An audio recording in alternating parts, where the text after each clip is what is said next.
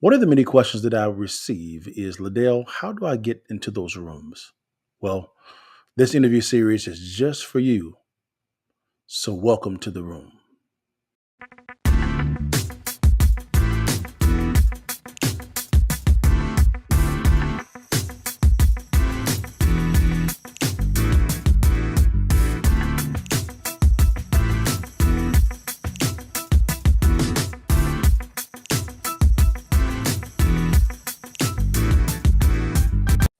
What it do, y'all? It's your partner, man. I'm back in the saddle.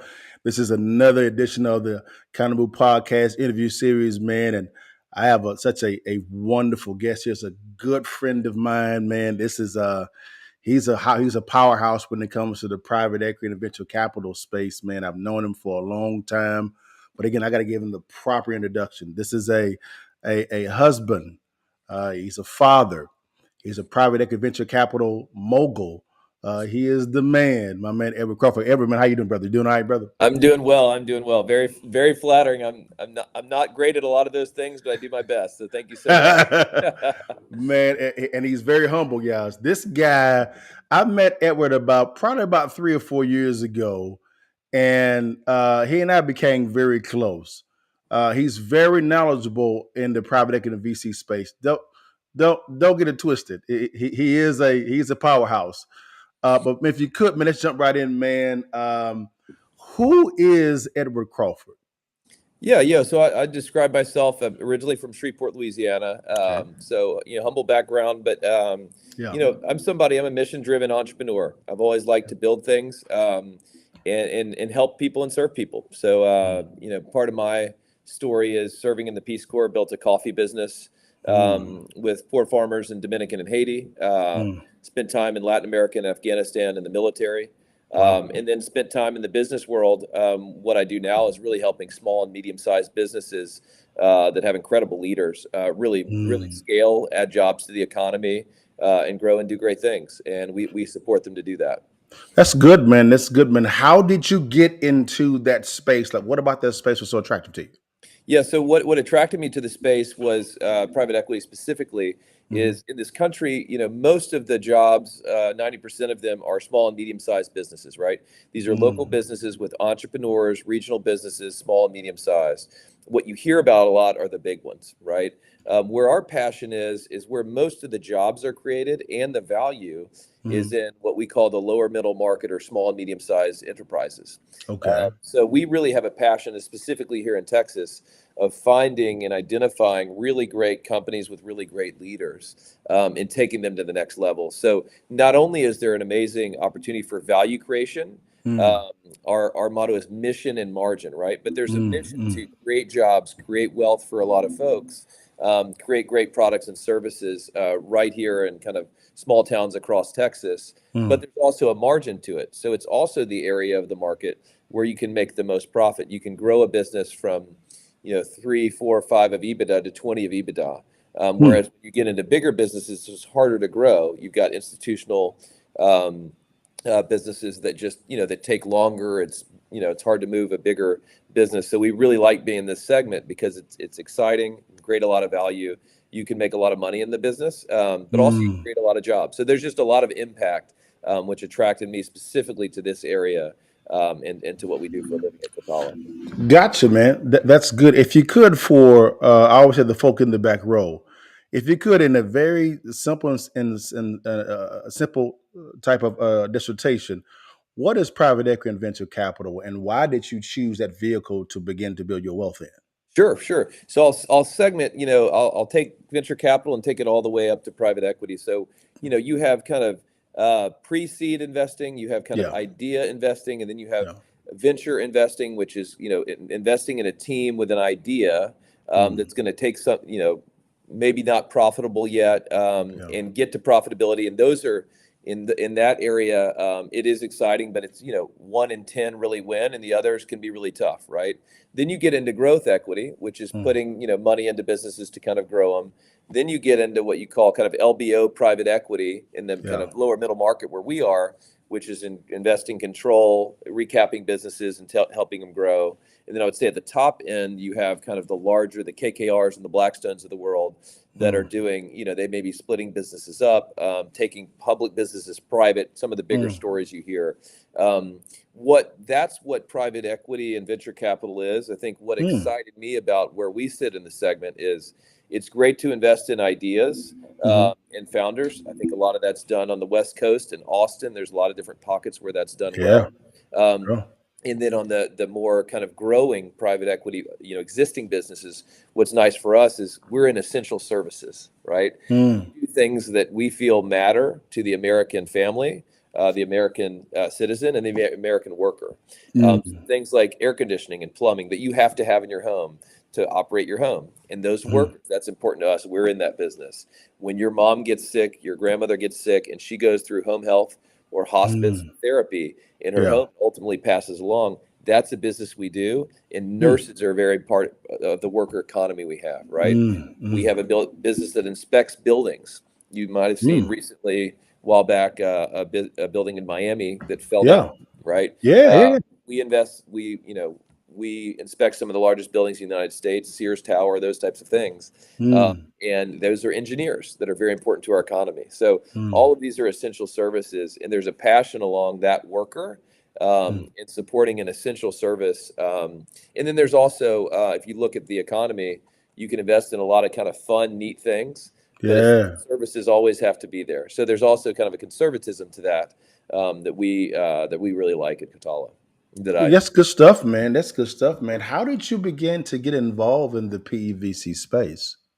Yeah, so I had a transition when I was at Goldman Sachs. I had come back from a deployment, Hmm. and had enjoyed working. Think it's a great firm. Had enjoyed working there, Yeah. but I got an opportunity to get into a private equity investment that was in the real estate and property management side, Yeah. um, and kind of thought about that and said, hey, I love entrepreneurship.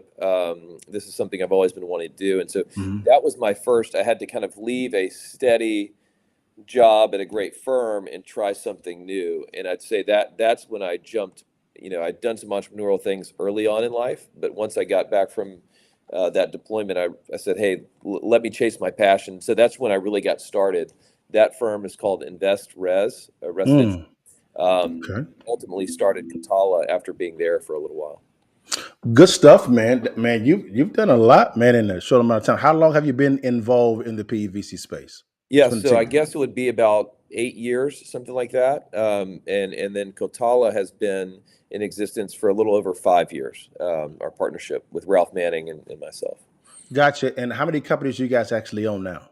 So we have three platform businesses in the state of Texas, all Okay. within about an hour or so drive from Dallas, hour 20 minutes or so. Mm.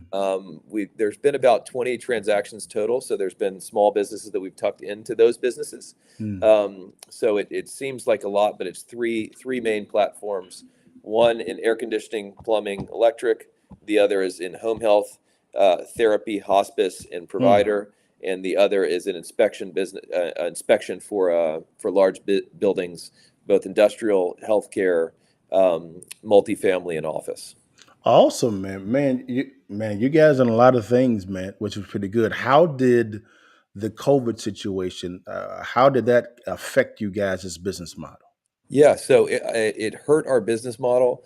It was very difficult. We were in the middle of a transaction actually with our partnership with Choice Home Health out of Mm. Tyler, Texas, and David Yeah. Jackson.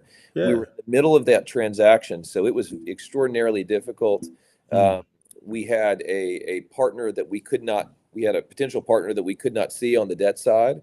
We Mm. couldn't even meet with them, right? Because in person, Yeah. we couldn't introduce them to the management team. So we really struggled there and ended up having to move into another partnership because of that, because of the inability to even meet and kind of develop those personal relationships and trust. We had on the banking side, the banks just stopped lending. A lot Mm. stopped lending, so we had to figure out a way to kind of bridge that. And so, very difficult to get a transaction done. Mm. To build trust when you're on Zoom with management teams and financial Yeah. partners and banks. Tough. So we were able to come out of it, but it was, I would say, it made a transaction we were in a ton more expensive, a lot longer, Mm. and risked blowing it up as well. So we consider ourselves very blessed to have gotten that done and with our partner with David Jackson and Choice, we've had a great run with them. Gotcha, man. That's pretty cool, man. It's pretty cool. Now, where are you originally from, Edward? We kind of went into the business a little bit side, man. Let's go into a little personal side. Where are you originally from, brother? Yeah, so I'm from Shreveport, Louisiana, Caddo Parish, uh, Ah, Louisiana, upstate, the greater metropolitan upstate Louisiana area, and went to Caddo Magnet High School, the local public school, hmm. Shreveport, Louisiana, and very proud of being from there and love the area. And that's where I'm from originally. Yeah, four brothers total. I'm the oldest, but we all grew up That's eating good. crawfish, catching alligators, that sort of thing in Louisiana. Now, and guys, when he says catching alligators, he ain't lying. He's actually wrestled with some gators. Am I right, brother? Am I right? That is factually accurate. He is a very, very, very adventured brother. You've been around the world, man. And guys, yeah, he may be Caucasian, but you can speak Spanish fairly fluently. Is that correct? Oye, papito, pero no me habla así. Ya tú sabes. Yeah. My Yeah, Portuguese is all right. My Spanish is probably a little better. I've got the Dominican accent for sure. good stuff, man. Now, you actually have a political side of you as well, also that you're very passionate about. If you could tell us about that political side of you, if you don't mind. Yes, I grew up kind of always following the political sector in Louisiana. Unfortunately, in Louisiana, we had a choice between David Duke, the former Grand Wizard of the KKK, and Edwin Edwards. And I never Mm. forget the bumper sticker said "Vote for the crook. It's important," which was Edwin Edwards. And Oh, so have always saw that and said, "Hey, if these people are running things, we're in a lot of trouble." And yeah. so I've always tried to be involved and back candidates that I thought were high character. The character for me comes from a personal faith. And Mm. so one of the things that I was involved with Marco Rubio, with Jeb Bush in Florida as well, with Bobby Jindal in Louisiana, and then more recently have helped George P. Bush and others here in Texas. But where I've really focused a lot of the efforts is in that character area. So I run a PAC with a friend of mine that I deployed with another Navy intel officer. It's called Mm. War Veterans Fund. And we have gotten 8 veterans, Iraq and Afghan veterans, elected over the last 3 cycles. People like Dan Crenshaw, like Jake Elsey, like Mike Waltz, Mm. Wesley Hunt, August Pfluger, and so Joe Garcia. And so we vet, 100 different Afghan and Iraq veterans per cycle, maybe more, and try to find 3 to 5 that we really believe in, that are high character, that are competent, that have good values, and that can work across the aisle and truly get something done in Washington.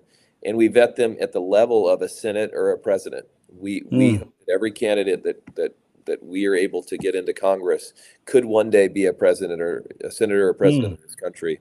So it's something we're really passionate about. And we feel that if we focus on people that would die for their country and have Mm. proven that, decorated Mm. military veterans with humility, but also with the confidence to lead, that we can have an impact over time. We've gotten 8 in, and we hope to get 20, 30 over time, and have more people in Congress Mm. that care deeply about this country. And I think there is something to be said for somebody that would die for their country and really lay it on Mm. the line and believes in that. And so that's something we feel strongly about. And I've kind of put a lot of my political background and passion into specifically that organization. Good stuff, man. I can tell you this, guys. Edward was when I ran for public office. Edward was a really big source of wise counsel for me. When things didn't go my way, he was a sounding board for me. When I didn't know what to do, he was right there to kind of counsel. He would take time out of his busy schedule just to sit down and talk to me. It could be for 20, 30, 40 minutes and just really kind of pour into me on the political side. And likewise, we do life on life when it comes to marriages as well. And so let's kind of pivot over to faith. How important is and was your faith in your journey? Yeah. Faith has been the most important part of my journey. Everything at my core, really, as I think through it, is about the kingdom. So even Mm. after college, the Peace Corps decision, to whom much is given, much is required. And you look at in the Bible, it talks about the tenets you are given, the either leadership skills. You may be an engineer, you may be a good speaker. The different Mm. things that you're given, like you're really called by God to try to give those back and help others. And so The Peace Corps 2.5 year commitment. It's a big commitment, and that was really part of my faith. Like, I'm going to go Mm, live with people that are less fortunate in another country and try to do the best I can to help. That really has informed a lot of things. Another thing I'll say is, there's a saying I like that, when you hit rock bottom, mm, you realize that your rock is God, right? mm. That's And good. That's there's been good. different moments in my life. In the Peace Corps, there was a tough moment where I was so sick I didn't think I would make it, and I Mm, kind of almost gave up on life. mm. Had some difficult times on deployment where I've lost some very close friends, or part of our leadership. Felt personally responsible, and then in business, there's been some ups and downs as well. But in those moments, you realize that faith isn't faith until it's all you're holding on to. And so that's been something very important to me. Another thing that I think informs the way that my partner and I, who pray together, and our board, who's also faith based, Mm. prays for us. We work well together. Is just Yeah. how you play the game, right? There's a lot of Mm, ways to build a business. There's a lot of mm, ways to do business deals, to do transactions. Um, but at the end of the day, you can win in a lot of different ways that aren't the correct way to win, right? mm. And I've always liked the saying, to for when the one great scorer comes to write against your name, he writes not whether you won or lost, but how you played the game. Mm, And mm, so part of our faith journey is, how do we play the game? mm. When we're negotiating economics, are we doing right by all parties?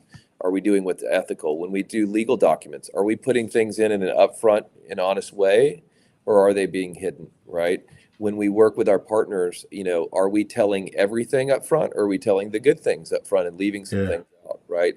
And so that's one of the things my partner and I challenge each other a lot is, the golden rule, and that faith-based transparency, integrity, humility, in honesty. We try to live that. We're not Sure. perfect, but when we make mistakes, we also Hmm. try to say, "Hey, we acknowledge the mistake we made. We take ownership for it. We ask for forgiveness, and we want to move on and try to correct that." So it really informs how we do business, and what it's helped us because we've developed trusted relationships with others who kind of see that same value, right? And so many of our partners are just what I would classify as foxhole partners. Mm. Not all of them have been that way, but over time, we found a lot of incredible people, and so I think that faith-based kingdom, journey not only helps you to, you know, glorify the big man, but I Yes. think it also helps you attract people that are like you, or that share those that same values, and you can do better Sure. business when there's more trust. That makes total sense, man, and that's a great perspective. Let's go to the family now. Hmm. You are an entrepreneur, so just like I am, and so every day we get up and we're in battles all day long at times. Hmm. And we come to the house, man, and that's our castle. How important is it for when you walk in for you to turn off the CEO and be present as husband first and dad second when you walk into your castle? It's extraordinarily important, and something that is kind of a daily battle and challenge, to be won, right? And so, it's very easy to come in right out of the car, and sometimes I've literally driven home. I get off a call, and then I walk right in, and I got my 8-year-old, and she's, hey, and then I got homework, and then I got, Yeah. and so that transition can be very abrupt. And Hmm. so what I've tried to do is, either drive around the block, say a little prayer, but kind of when I throw the briefcase in the house, and I Hmm. set that down, to just kind of say, okay, now I'm the dad, Hmm. right?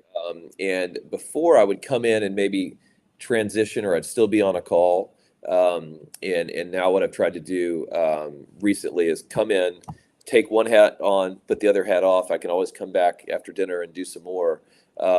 But really just kind of be more present. And a lot of it is the electronic leash that we have.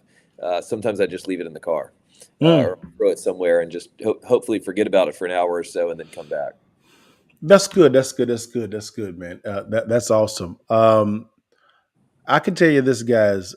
From when I actually met Edward and to where he is now, the family is very important to him. He loves his wife first, number one. and number two is children second. As entrepreneurs and men, we have to learn how to do that.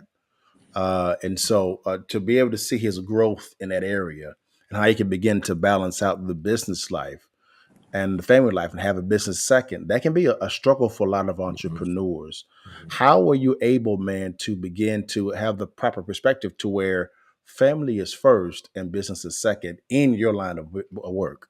Yeah, no, I think one of the things that one of my nicknames in the military was Fast Eddie. I like to Mm, knock things out fast. I like to move fast. If I've got three or four things on my plate, I want to knock them out. I want to do them well, and I want to move on to the next thing. And so, my partner and I both have come up with this saying that you know, um, slow down to speed up, right? hmm. And so with business, there's a lot of things that have to happen quickly, but Yes. a lot of the decisions that you make can be made 4 hours later or the next Yes. morning, Yes. right? And so that's one of the perspectives I've had to try to have is say, okay, I coach my kids lacrosse, at 4:30 on Friday to 6, and then I can come and I can do a little work and then go do dinner. Or Mm, my wife and I have date nights on Friday, and it's for 2.5 hours, right? mm, I can wake up early on a Saturday and I can knock out some work and work on Saturday, work on a little on Sunday, and so that kind of pivot and saying, hey, I can slow down on some of this stuff. It will still get done, but there are these buckets on my calendar for my family, my wife, and my family, and those are non-negotiable, and those come first. mm. That's That's good. I actually learned that from a mentor of mine, Scott Luttrell, who kind of talked to me about you look at where your money is spent and where your time is spent, and that's who you Yeah. are, right? So Yeah. looking at your calendar and saying, what is for my wife on a date night? What is for my family and kids? And protecting that time just as much, if not more, than a business meeting is where I've kind of shifted my perspective. That's good, man. That's good, man. I gotta say, guys, I'm super proud of this man. He's come a long way, y'all. Long way. Very accomplished brother. But for him to find that work home balance has been very great to see. I've been kind of in the cut looking, just observing, and Edward, it's been a phenomenal thing to see. Now let's pivot real quickly here to because he actually brings the intellect guys to the economy that most individuals don't actually have. If you could, man, because this actually kind of lines up with your business model a little bit, Mhm. is how has this current what's your thought process on the current economy, Yeah. and what should we do moving forward to make it more of a fruitful economy in your opinion? Yeah, for sure, for sure. So first of all, just go straight to the Fed, right? I think when you make monetary policy so easy and rates are so low for so long, you're going to have issues. I think the Fed should have gotten way ahead of raising rates long Mm, before they did. mm, This is the fastest rate hike we've had in about 80 years, and I think it was too little, too late, frankly. You've seen, and I think the same could be said for Europe as well. I mean, you look at Great mm, Britain just hit 10% inflation, and it's come back roaring its head again. Having studied a lot of Latin America, if you look at Argentina, went through multiple presidents like in a week. Same thing in Brazil and the Real yeah, plan with Cardoso trying to kill inflation. It's yeah, not an easy thing to do. You can't take it lightly, and mm, you've got to get started earlier, and you've got to have a strong stance. And so I think unfortunately, too little, too late makes it harder to have a soft landing. yeah, Uh, but I do think that it's good that we're up in the 5 range now on the rate from the Fed. I think how it affects businesses right now, unfortunately, is a lot of the bigger banks, are perceived as, hey, those can get bailed out. But some of the smaller banks that frankly bank all the businesses that are the backbone of America, mm, people are scared of, right? And so a lot of their stocks have gone down a little bit. It makes it tougher for them.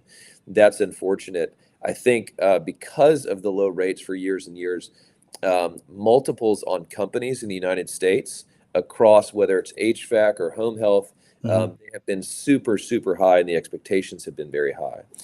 Now, with more difficulty to get financing, the rates on businesses are coming down lower. So that's the I would say the multiple expansion or multiple inflation in this case mm, is coming down. I think it will be, for us, it will be cheaper to find good opportunities. Mm. I think expectations will be more realistic on what a Hmm. business is valued at. Um, I also think that things are going to get repriced, specifically in real estate and in businesses. Yeah. The worry is a lot of businesses that had a good amount of debt are now with a lot higher rate on that debt. And that could be very painful for some businesses that run thinner EBITDA margins and have less cash reserves. We try to be in businesses that have, 15, 20 EBITDA margins if we can. Um, but there's a lot of businesses that are 3, 4, 5 of EBITDA margins, and you have a tough month or tough quarter. Next thing you know, you're in trouble with your bank when your rate has shot up, and you're.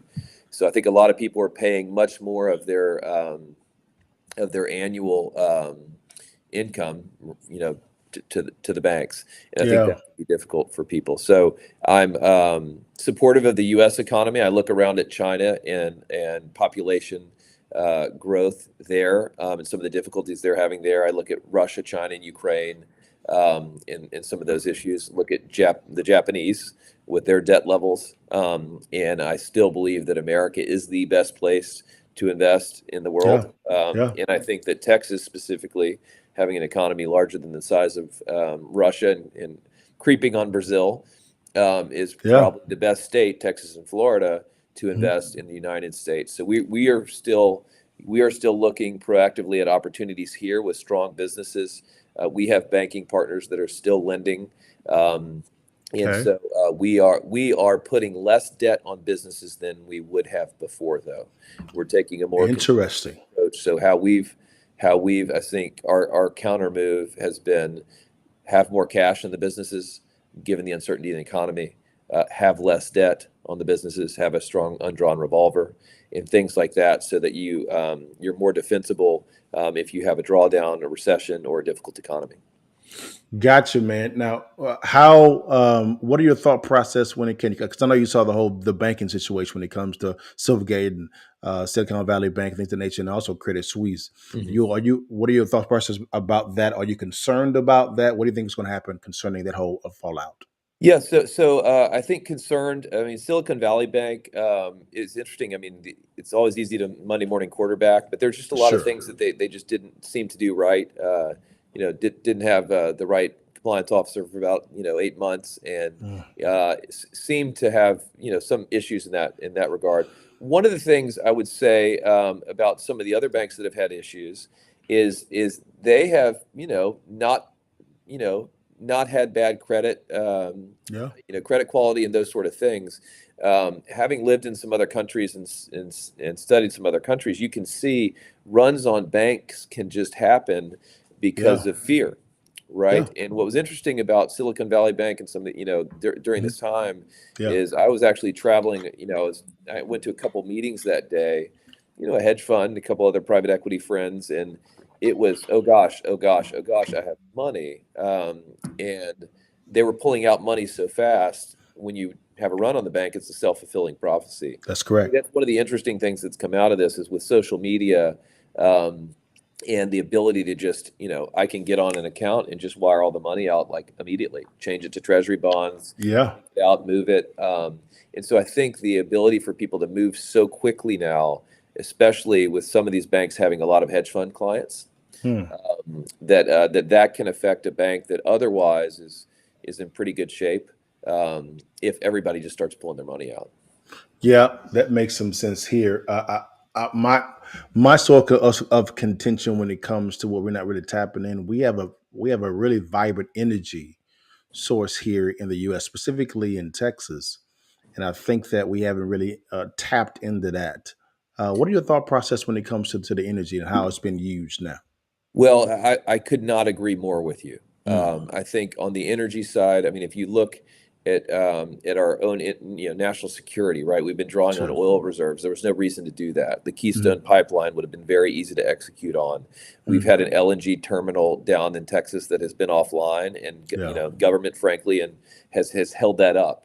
You've Mm. got gas prices at $12 over in Europe, and they're just two Wow. and a half, $3 here. We Yeah. can be exporting LNG to Europe and selling it and making money and helping our partners, for a lower price, so they're not buying stuff from Russia. That's correct. So our energy policy from a just a pragmatic approach, from a national security approach, just doesn't make a lot of sense, right? I Mm, understand if gas prices are too high, that's one thing, mm, but we're not having those issues, right? Natural gas is super low right now, yes. um, and so I just think us being energy independent and having our reserves untapped puts us Mhm. in a very powerful position against a lot of people, Russia, Iran, Yeah. Venezuela, that have a lot of Yeah. energy. And if we don't need it and we can export it, it Mm. makes us a more powerful country, gives us leverage, and is better for, I think, the American economy.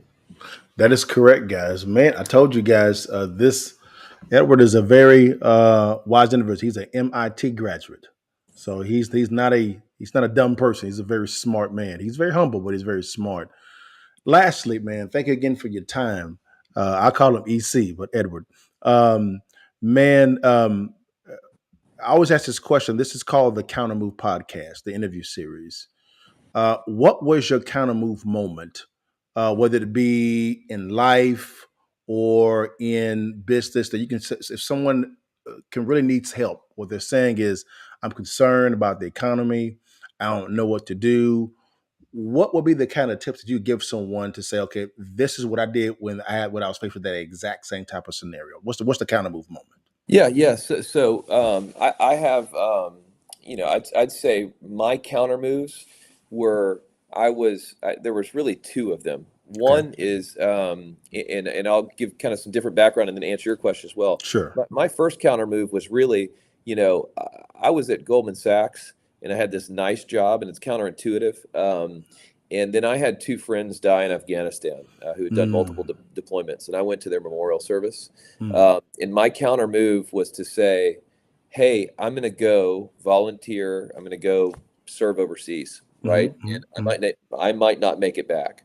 mm, And the bet for me was, I care about this place. I care about this country. My grandfather was an immigrant, Jewish immigrant from Austria mm, during the war, and was mm, lucky to get out alive. mm, Hitler would not have liked him to get out alive, and so that was a big counter move for me. That was counterintuitive, I think, for a lot of people. Is, I'm going to go serve my country. I'm going to go do something.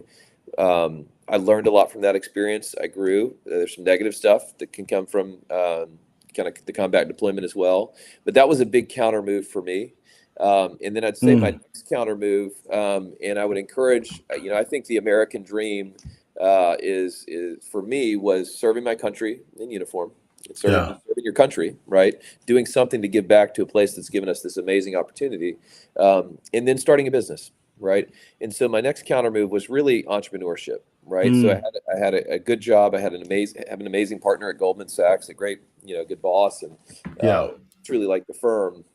Um, but something was just telling me, hey, I need to, this is my counter move. I need to go out and eventually start something and try to build something, right? Yeah. When I'm 80 years old, and my granddaughter says, Granddaddy, what did you do? I'd like to be able to say, honey, I served our country and I started a Yeah. business, right? Yeah. And so I think there's a lot of people out there that are in jobs that they like but don't love, that they don't feel fulfilled in. And entrepreneurship, as you know, Liddell, is not for everyone. It is not. But for those who really have wanted to do it, I think the best advice I have is build a plan, Yeah. have a backup plan. I'm not one of those guys that says, burn the boats and go just figure it out, right? No, no, no. Have a plan, have a partner, have a backup plan. And if you are looking at entrepreneurship as an opportunity, I think sometimes in these difficult markets is some of the better opportunities, to go and find that. To go and find that. So that's kind of the advice I would give. I also, I think, in these tough economies, to answer your other question, I think I kind of explained how we're operating as a business, trying to have less debt, more cash. And I think, as a household, as an entrepreneur, it's important. If you're going to be an entrepreneur, you might want to be in a public school district. You Mm, might want to have a debit card, not a credit card. yeah. You might want to have your bills paid off before you start to do something like that. I Yeah. think a lot of American families and businesses and individuals look at debt and think it's a way out, and it's a way Mm, to kind of, you know, buy things that they can't otherwise afford, or get into things that they couldn't otherwise get into. And I Yeah, think that's something that people should be very careful with, is debt and leverage. I agree, man. Well, man, again, a lot of wise counsel, guys. Again, I can highly recommend Edward at all. He's a great source of counsel for me, and he's been doing this for a long period of time. But man, Edward, man, thank you so much for your time, Thank you, man. Liddell. And now for me, man, I end my podcast different than everybody else because you know me, I look fresco clean. So I always say before you leave, and while you can, take that picture for your mama now and holler at your partner. Edward, man, thank you for your time, man. God bless you, Thanks, brother. Liddell. Thanks for all you do for others and for the kingdom. God bless, Appreciate man. it. Peace, man. God Peace. bless. God bless.